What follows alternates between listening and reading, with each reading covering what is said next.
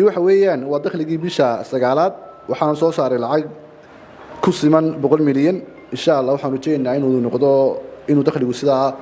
ka sii bato bilaha dambe xafiiska cusbaa bishii sagaalaad oo kaliya lacagta badan buu soo saaray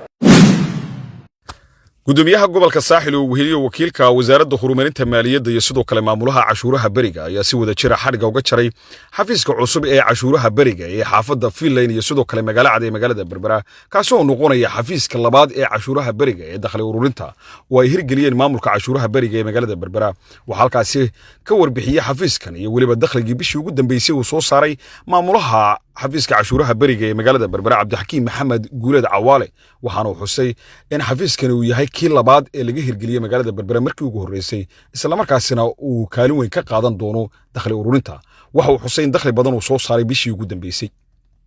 Assalaamu alaykum waraxmatullaahi wabarakaatuh maanta waxaynu furaynaa xafiiska cusub ee xaafadda Finland Berbera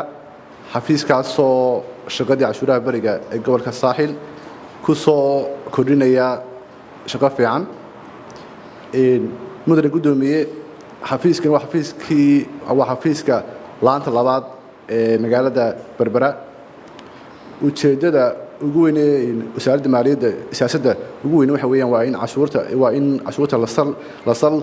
balaariyo cashuurta in la sal balaariyana waxa lagu gaarayaa waa in adeegyada in xafiisyada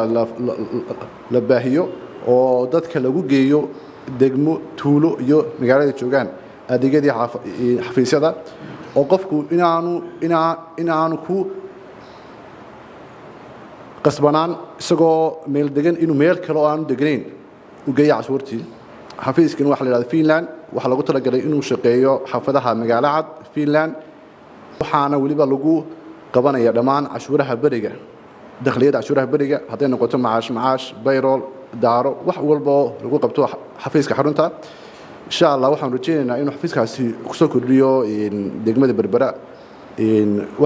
wax badan soo insha Allah kordhiyo dakhliga wakiilka wasaaradda horumarinta maaliyadda ee gobolka saaxil Maxamed Cali Cumar Kujoog Halaasi oo isaguna halkaasi ka hadlay ayaa xusay in xafiiskan si weyn loogu baahnaa waxaan uu mahadnaqay maamulka xafiiska cashuuraha bariga ee magaalada Berbera waxaanu munaasabadan maanta oo bishii 13 ay tahay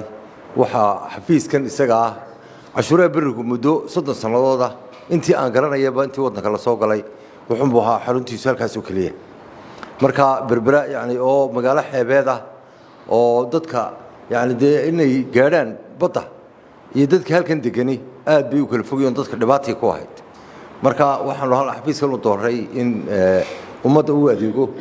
una hawl yareeyo cashuurtiina meel dhow ay ku bixiyaan iyagoo kulli baa cashuurtii bixinaya dadku oo ay ku maadsan yihiin inay meel dhow inay ku bixiyaan cashuurtooda marka waanu soo dhaweynaa dadweynaha waxaan leenahay waanu idin hawl yareynaa anaguna gudoomiyaha gobolka saaxil Cali Cabdilaahi Cali Casi ayaa isaguna soo dhaweeyay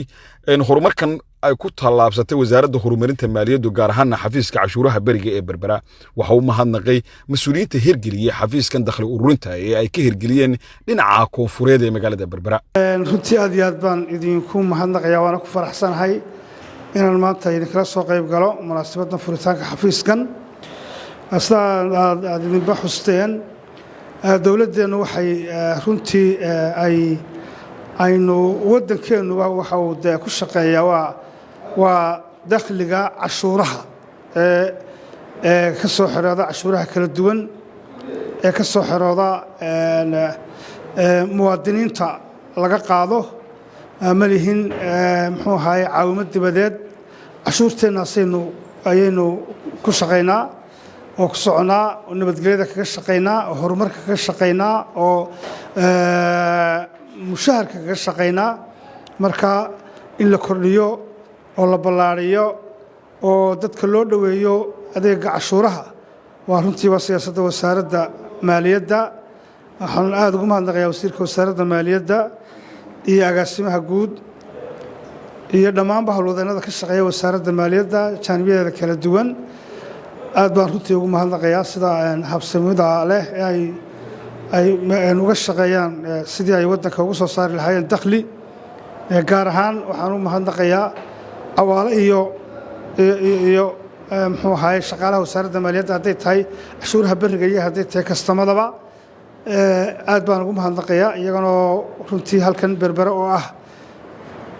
xarunta ama waddanka koowaad ee uu dakhliga waddanku ka soo xeroodo har iyo habeen runtii ay u heegan yihiin sidii ay dakhliga loogu talagalay miisaaniyadda hadba la qorsheeyo ay intii loogu talagalay iyo in ka badanba ay u soo saari lahaayeen taasoo runtii ay dadaal iyo juhd badan siiyaan aad iyo aad baan dhammaan shaqaalaha ugu mahadnaqayaa iyo mas-uuliyiintoodaba xafiiskanna maanta sidaasuu inoogu furan yahay dadweynaha ku nool xaafadda Finland ilaa magaalo cad ee cashuur bixiyayaasha ah nooc kasta oo cashuuraha beriga xafiiskan cusub ayaa waxa uu adeegi doonaa qaybaha kala duwan ee bulshada isagoo bishii ugu dambeysay dakhli aad u tiro badan soo saaray waxaana uu noqon doonaa xafiiska labaad ee laga hirgeliyay magaalada Berbera isagoo si rasmi ah looga furay xaafadda magaalo cad ama Finland ee magaalada Berbera Mukhtaar Cabdiraxmaan Maxamuud telefishinka qaranka Somaliland Berbera